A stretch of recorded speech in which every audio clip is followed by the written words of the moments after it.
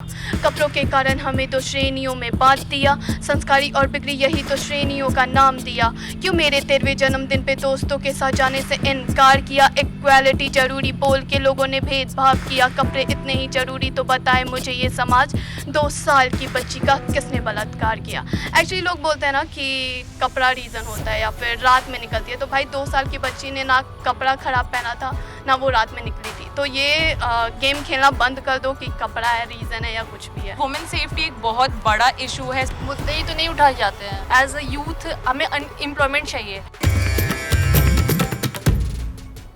बिहार के electoral process में आखिर क्या खामियां हैं? वो कौन से मुद्दे हैं जिन पर नेताओं को फोकस करना चाहिए और वो कौन से मुद्दे हैं जिन्हें अवॉइड करना चाहिए? इस पर जनता से बेहतर सलाह तो कोई दे नहीं सकता। तो आज हम पहुंच चुके हैं यंग वोटर्स के बीच, जो हमें बताएंगे कि सरकार से उनकी क्या डिमांड्स हैं, उनके क्या इश्यूज हैं। हम इन पर इस चुनावी चौपाल में चर्चा करेंगे। आप अपना नाम बताइए पहले। हाँ, मेरा नाम शानू है। हम लोग रेप के लिए और फेक एलिगेशंस जो होते हैं लड़कों के ऊपर लगाए जाते हैं उनके ऊपर काम करते हैं। आपने बताया कि आप रेप जैसे इश्यूज, सेंसिटिव इश्यूज पे काम कर रही हैं, यंग हैं। अभी हमने हाथरस रेप कांड देखा और बिहार में भी मुजफ्फरपुर शेल्टर होम केस हुआ। इतना बड़ा केस हो गया, लेकिन आपको लगता है कि चुनाव में उन मुद्दों पर चर्चा है, वुमेन सेफ्टी को लेकर चर्चा है या उस कांड पर चर्चा भी है? कांड पे तो चर्चा है, बट मुझे नहीं लगता कि लड़कियों की सेफ्टी को लेकर चर्चा है। कांड पे चर्चा उनके कास्ट को लेकर है। कांड पे चर्चा कि उस एरिया में कौन से कास्ट के लोग हैं, कौन से कास्ट के लोगों के साथ कौन विक्टिम है, कौन से कास्ट के लोग, तो उस हिसाब से कैसे वोट मिलेगा, कैसे उनके खिलाफ बोलना है अपोजिशन पार्टी को और कैसे साथ बोलना है, बस इस बात पर चर्चा। बाकी सेफ्टी को लेकर मुझे नहीं लगता कि कोई भी चर्चा है। इतने सारे इश्यूज 2020 की ले लो, माइग्रेशन वाला इश्यूज था, फिर विमेन सेफ्टी का, और इतने सारे हेल्थ, कोरोना में जितने केसेस हुए और हॉस्पिटल्स की कमी थी इतनी सारी, वो सब चीज़ों पे कोई टॉपिक पे बात ही नहीं करना चाहता लोग। लोग पॉलिटिशियन उस पर वोट देना मांगना चाहते हैं जिनकी कास्ट क्या है, और वही केसेस हाईलाइट होते हैं। जैसे हाथरस वाले कांड से वही चीज़ हाईलाइट हो रही थी।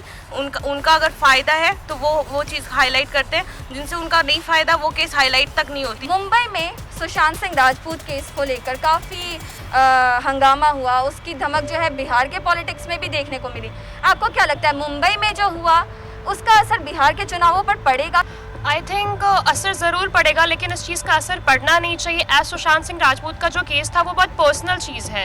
ये हाँ, जस्टिस मिलनी चाहिए, that is really good thing कि जस्टिस मिलनी चाहिए, but at the same time इसका असर यहाँ के चुनाव पे नहीं पड़ना चाहिए। बट एज पर द जितना मीडिया इस चीज़ को हाइक कर रही है ज़रूरत से ज़्यादा, आई थिंक उसका असर यहाँ के चुनाव पे पड़ेगा, क्योंकि कुछ पार्टीज़ है जो कम्प्लीटली इसका साइड ले रही है और कुछ पार्टीज़ है लाइक बीजेपी एंड ऑल, कुछ लोग हैं जो बहुत साइड ले रहे हैं और कुछ लोग हैं जो इसका साइड नहीं ले रहे, तो उस अकॉर्डिंग यहाँ का वोट थोड़ा बाइफर्केट करेगा।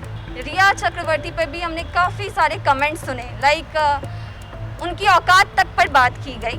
आपका क्या ओपिनियन है? अगर आपको कोई कह दे कि आपकी औकात क्या है तो आपका क्या नज़रिया होगा? आप इस चीज़ को कैसे देखते हैं? आई थिंक कि इसको हमेशा सेपरेट करके रखना चाहिए, उनका पर्सनल लाइफ, क्योंकि हम लोग को नहीं पता कि क्या है नहीं है, ठीक है, ना ही उनके बारे में कोई पूछने गया है, ठीक है। आपको देखना चाहिए कि अच्छा हुआ क्या है, ठीक है, क्या पॉइंट्स है आपके पास, आपको उस पर जाना चाहिए, उस पर चीज़ें उठानी चाहिए रादर देन उनके पर्सनल लाइफ पे, क्योंकि वो बहुत गलत बात है और ये कोई वैलिड पॉइंट नहीं है जिस पे आप इलेक्शंस लड़ सकते हैं, तो ये बहुत गलत है।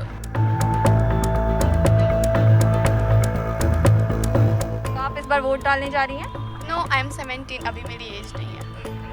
लेकिन न्यूज़ में तो दिन भर चलता है, जब इलेक्शन आ रहे हैं आप रास्ते पे भी निकलती हो, आपको कौन सा लगता है वो इश्यू जो आपके दिमाग में खटकती है सबसे ज़्यादा? अगर एजुकेशन सिस्टम सही होगा ना यहाँ का तो कोई भी प्रॉब्लम नहीं होगी। एज अ फीमेल आर्टिस्ट लोग ये बोलते हैं कि नहीं, होता है ना कि ये मेल का काम है, ये बस मेल कर सकते हैं, ये वाला चीज़ फीमेल पे, लाइक एज अ फीमेल हम अगर अपने गानों में कोई स्लैंग यूज़ करते हैं देन दे आर लाइक यार ये फीमेल है, ये ऐसा वर्ड यूज़ कर, ये सूट नहीं कर रहा है, फीमेल हो गए, तो ऐसा कुछ नहीं होना चाहिए। एक आर्टिस्ट है तो वो जो भी कर रहा है वो आर्ट में आना चाहिए, मेल और फीमेल का टैग नहीं। बिहार में फाइन आर्ट को लेकर के जो एजुकेशन वो प्रॉपर नहीं है, लाइक मास्टर्स नहीं है, अच्छे उतने अच्छे फैकल्टीज़ नहीं है, कुछ ही है, मिनिमम है। ऑल्सो यहाँ पे सिलेक्शन होता है, एक साल में बस 60 बच्चे सेलेक्ट होते हैं और बाकी कहाँ जाते हैं किसी को कुछ नहीं पता। तो थोड़ा आर्ट से रिलेटेड जो एजुकेशन फील्ड है वो थोड़ा कमज़ोर है यहाँ। पॉलिटिक्स को हमें बदलना पड़ेगा, इसके जो कन्वेंशन है, रूल्स है, उसको बदलना पड़ेगा। एक स्टार्ट ऑब्वियसली चाहिए और वो स्टार्ट हम ही लोग कर सकते हैं। बट ये जो है एक सेटअप बन चुका है ऑलमोस्ट, जो हमारे जब से इंडिपेंडेंट हुई है कंट्री तब से लेकर ये आज तक हमेशा एक एजेड लोग जो है वो लोग इसको रूल करते आ रहे हैं। जैसे कि बहुत सारे जो पुराने पॉलिटिशियंस हैं उनके बच्चे जो हैं, जैसे हमारे तेजस्वी यादव या फिर चिराग पासवान, इन लोगों से तो मुझे कुछ खास उम्मीद नहीं है। बट हाँ, एक जो नया नाम आ रहा है पुष्पम प्रिया चौधरी, उनसे बिहार के यूथ को कुछ हद तक उम्मीद बढ़ी है कि शायद वो कुछ चेंजेस लाए। क्योंकि जैसे अभी उन्होंने लिस्ट निकाला है 40 उम्मीदवार का, तो उसमें उन्होंने किसी का कास्ट नहीं लिखा, जो कि काफ़ी लोगों को अच्छा लग रहा है। आपको बड़ा इशू क्या लगता है, वो एक कोई बड़ा इशू जिसको बिहार से बिल्कुल दूर हो जाना चाहिए? मेरे लिए तो अनएम्प्लॉयमेंट यहाँ के, मतलब जहाँ तक मुझे पता है 46% यूथ बिल्कुल ही अनएम्प्लॉयड है, तो ये बहुत बड़ा डाटा होता है। गवर्नमेंट सेक्टर में जैसे वैकेंसी भी आती है ना, तो पेपर अगर कैंसिल हुआ, अगर एक पेपर हुआ उसका फिर कैंसिल हुआ, उसके बाद फिर से वो पेपर होता है, सेम पेपर को 2 साल लग जाता है। जैसे 64th BPSC के पेपर अभी तक उसका रिजल्ट तक नहीं आया है। तो ये सब इशूज़ की वजह से इतनी अनएम्प्लॉयमेंट बढ़ गई है। वुमेन सेफ्टी एक बहुत बड़ा इशू है। स्टिल अगर हम लोग रात में निकलते हैं तो it makes us self conscious कि हम लोग निकल रहे हैं, और वो एक डर बना रहता है हमेशा। यहाँ पे इंडस्ट्री जितने मैक्सिमम खुलेंगे, यहाँ के लोगों को बाहर माइग्रेट नहीं करना पड़ेगा for job. And the second most important thing is for women safety. So it's a big concern कि हम लोग मेंटेलिटी बदले, हमारी जो गवर्नमेंट है वो इस चीज़ को लेकर स्ट्रिक्ट पॉलिसीज़ बनाए, हम जो भी प्रशासन है वो इस पर काम करे। तो मैं एक्सपेक्ट कर रही हूँ गवर्नमेंट, आने वाले गवर्नमेंट से, कि ये इस चीज़ पे वर्क करे। मैं आग से भी खेल लूँ, हाँ खुद को कर दूँ राख में, ये रास्ते के कांटे कैसे मुझे चुभे बाबे, फोकस मेरा सीधा पूरा करना मुझको ख्वाब ना चाहिए, मुझे chicken dinner, I wanna be crime winner, that's it, Kohinoor from Bihar, जय।